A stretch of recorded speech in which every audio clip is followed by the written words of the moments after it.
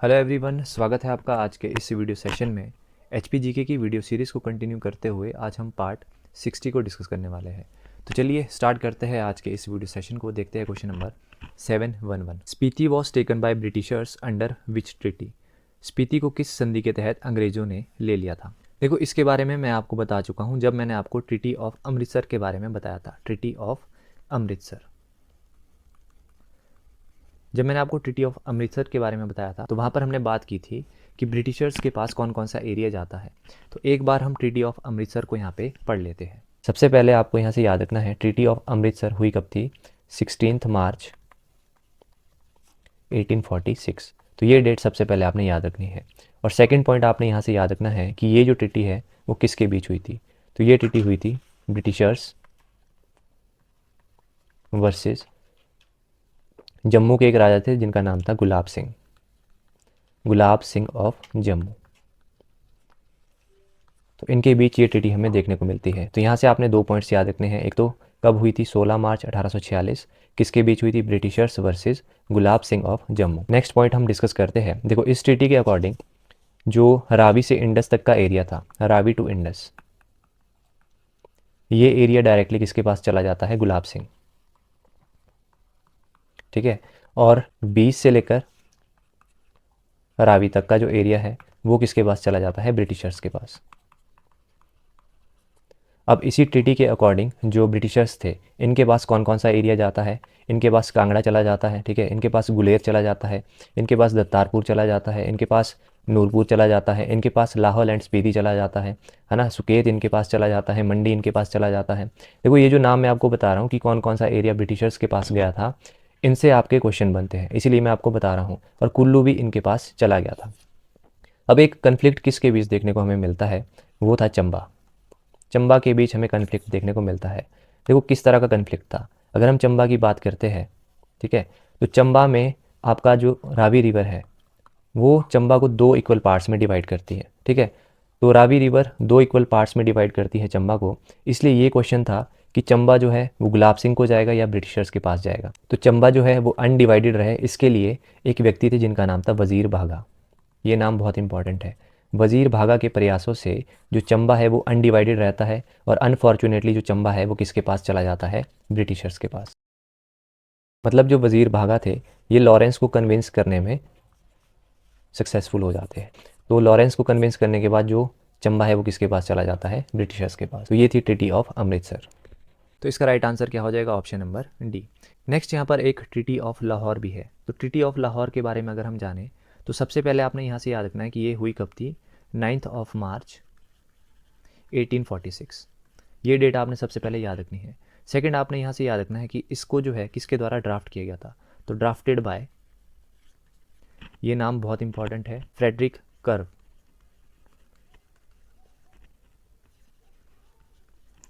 Next आपने यहाँ से याद रखना है कि इस ट्रीटी को असिस्ट किसने किया था। तो assisted by major Henry Lawrence, major Henry Lawrence. तो ये दो नाम आपने ट्रीटी ऑफ लाहौर से याद रखने हैं। Moving to next question number 712। Which of the following glaciers are located in Kullu district. इनमें से कौन सा जो ग्लेशियर है वो कुल्लू डिस्ट्रिक्ट में पड़ता है। तो अगर हम ऑप्शंस पे आए तो मियार ग्लेशियर आपको देखने को मिलता है लाहौल एंड स्पीति में। ठीक है, तो ये वाला ऑप्शन तो वैसे ही यहाँ पे इनकरेक्ट हो जाता है। फिर यहाँ पे है पार्वती, तो ये हमें देखने को मिलता है कुल्लू डिस्ट्रिक्ट में। ठीक है, और बादल ग्लेशियर जो है ये हमें देखने को मिलता है कांगड़ा डिस्ट्रिक्ट में।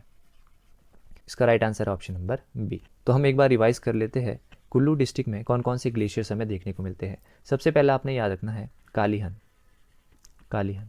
ठीक है, फिर आपने याद रखना है यहाँ से सारा उमागा, सारा उमागा, ये बहुत बार एग्ज़ाम में पूछा जाता है। फिर है त्रिचू, फिर आपने याद रखना है पार्वती।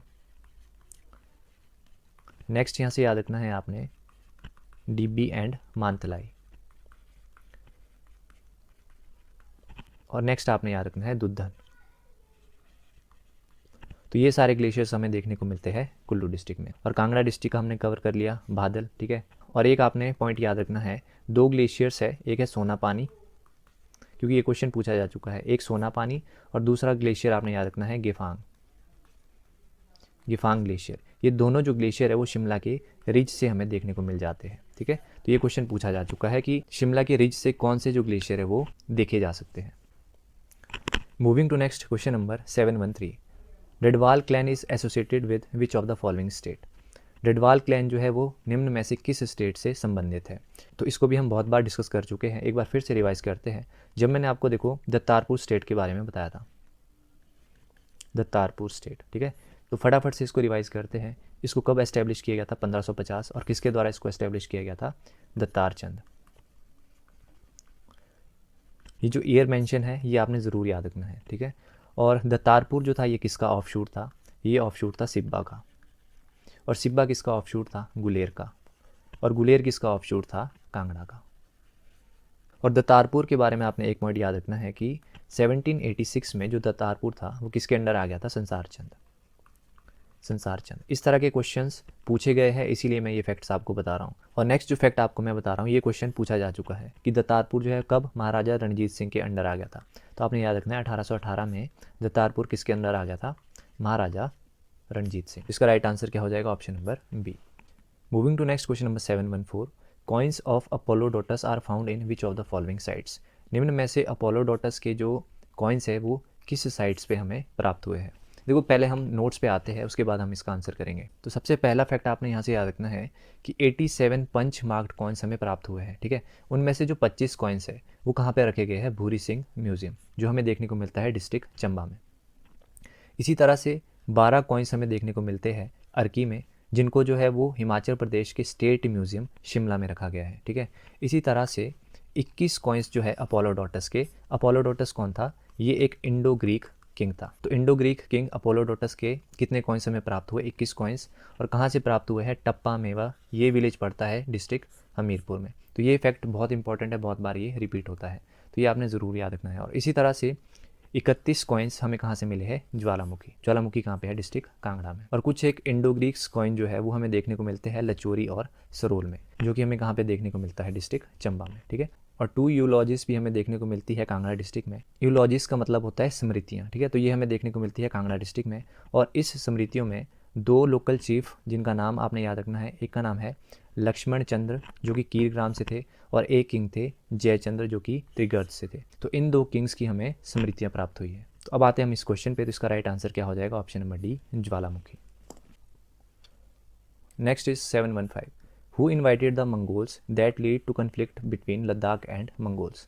इस क्वेश्चन में पूछा गया है आपसे लद्दाख और मंगोल्स के बीच जो कन्फ्लिक्ट का कारण था वो किसके द्वारा पैदा किया गया था। वैसे तो हम डिटेल में इस चीज़ को पढ़ चुके हैं, तो जब मैं आपको यहाँ पे रिवाइज कराऊंगा तो शायद आपको यहाँ पे याद आ जाए। तो हम टाइमलाइन से स्टार्ट करेंगे। सबसे पहले आपने याद रखना है 1125 से 1150 एडी के आसपास जो था लाहौल किसके अंडर था, लाहौल अंडर था लद्दाख के, ठीक है। और 1670 से 80 के आसपास जो है लाहौल जो है वो आज़ाद हो जाता है लद्दाख से। किस तरह से आज़ाद हुआ था वो सारी स्टोरी हम यहाँ पे रिवाइज़ कर लेते हैं। देखो लद्दाख में एक किंग था जिनका नाम था बड़े लेग्स रनाम रंग्याल, तो ये एक लद्दाख का किंग था, ठीक है। तो 1681 की बात है जब मंगोल्स ने अटैक किया था लद्दाख पर। अब लद्दाख पर अटैक करने का मेन रीज़न क्या था, 2 सेक्ट रहा करती थी, एक का नाम था दुकपा सेक्ट और एक सेक्ट का नाम था गेलगुपा सेक्ट। तो ये जो लद्दाख किंग है ये किसको सपोर्ट करते हैं, दुकपा सेक्ट को, ठीक है। तो ये जो गेलगुपा सेक्ट के लोग थे ये मंगोल्स को इनवाइट कर देते हैं अटैक के लिए। मंगोल्स अटैक करते हैं लद्दाख पर, तो ये जो मंगोल्स थे इन्होंने लाहौल पर भी अटैक कर दिया, क्योंकि जो लाहौल के लामास थे वो भी किसको सपोर्ट कर रहे थे, दुकपा सेक्ट को। तो मंगोल्स ने लद्दाख पर पहले अटैक किया, उसके बाद उसने लाहौल पर भी अटैक किया।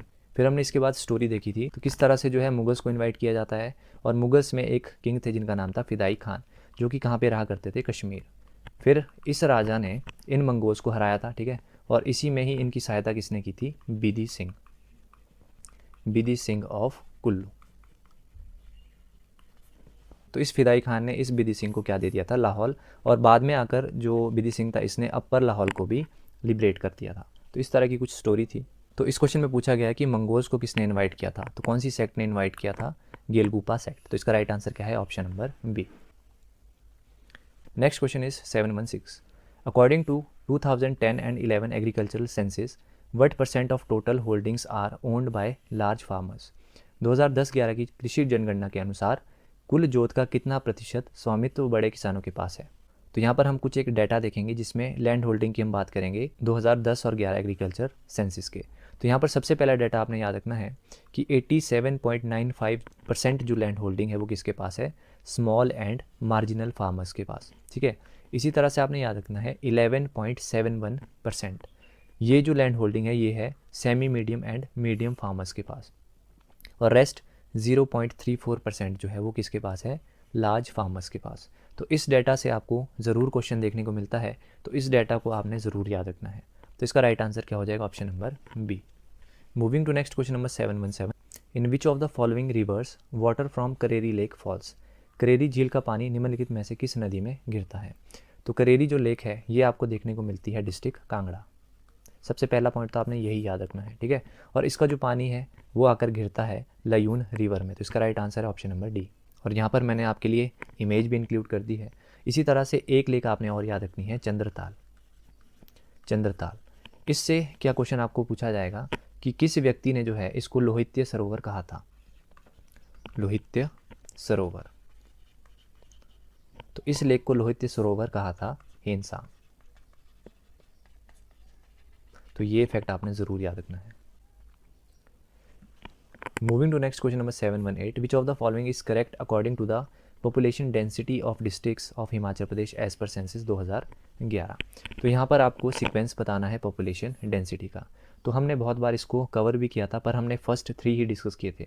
तो यहाँ पर अगर आप देखें तो फर्स्ट 3 में कोई भी डाटा आपको यहाँ पे देखने को नहीं मिल रहा। तो हम एक बार इसको पढ़ लेते हैं पॉपुलेशन डेंसिटी का।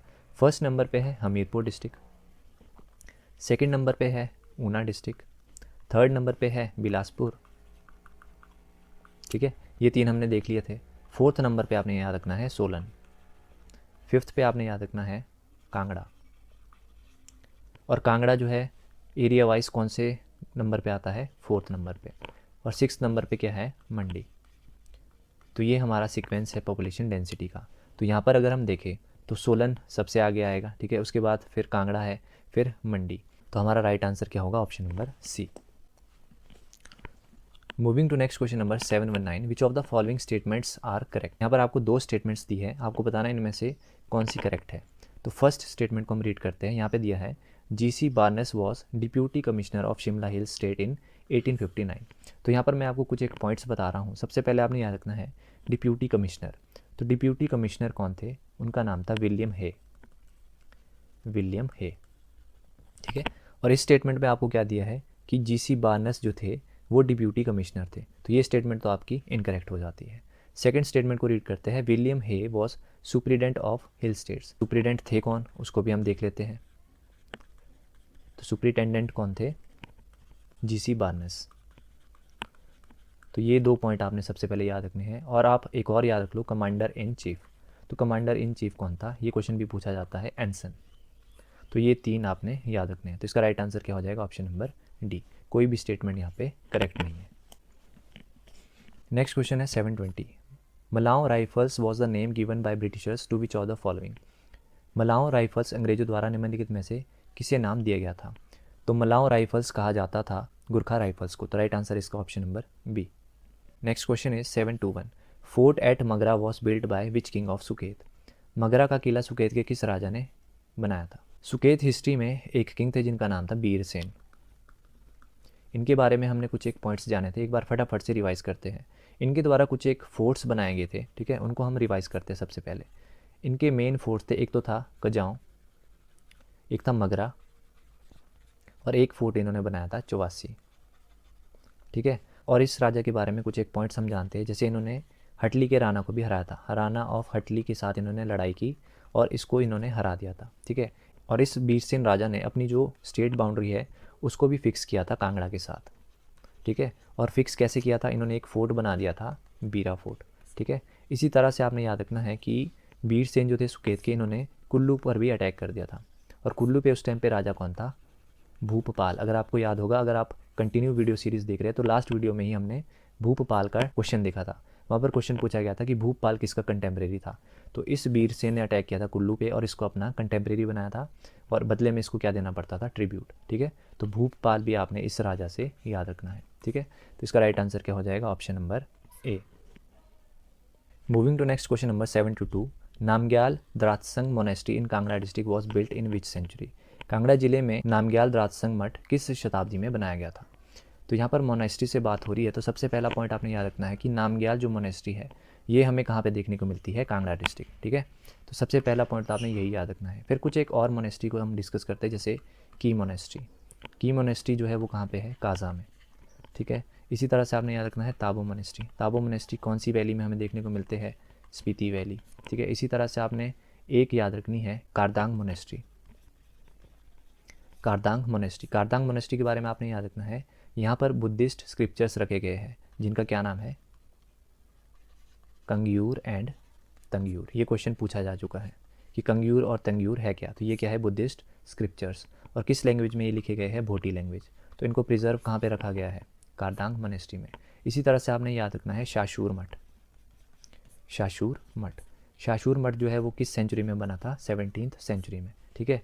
और आपने याद रखना है कि यहाँ पर जो है सिस्सू फेयर मनाया जाता है। सिस्सू फेयर किस मंथ में मनाया जाता है, जून मंथ में, ठीक है। तो अब आते हैं हम इस क्वेश्चन पे। यहाँ पे पूछा गया था नामग्याल मोनेस्ट्री के बारे में, तो इसको बनाया गया था 16th सेंचुरी में। तो राइट आंसर इसका ऑप्शन नंबर सी। तो इस वीडियो लेक्चर में हम इतने ही क्वेश्चंस को डिस्कस करेंगे। अगर आप इन वीडियो सीरीज़ का PDF परचेज करना चाहते हैं तो आप हमारे टेलीग्राम चैनल से जुड़ सकते हैं। वहाँ पर आप मेरे को पर्सनली इनबॉक्स करके इसको परचेज़ कर सकते हैं और इसको आप प्रिंट आउट्स ले सकते हैं। तो अभी तक 200+ जो एस्पिरेंट्स हैं उन्होंने इसको परचेज़ कर दिया है और सभी के रिव्यूज़ बहुत अच्छे हैं। तो आप भी जल्द से जल्द इसको परचेज़ करके प्रिंट आउट्स इसके ले सकते हैं, सो दैट आपको ज़्यादा डिफ़िकल्टी पढ़ने में ना हो। तो मिलते हैं नेक्स्ट वीडियो में। Till then bye bye.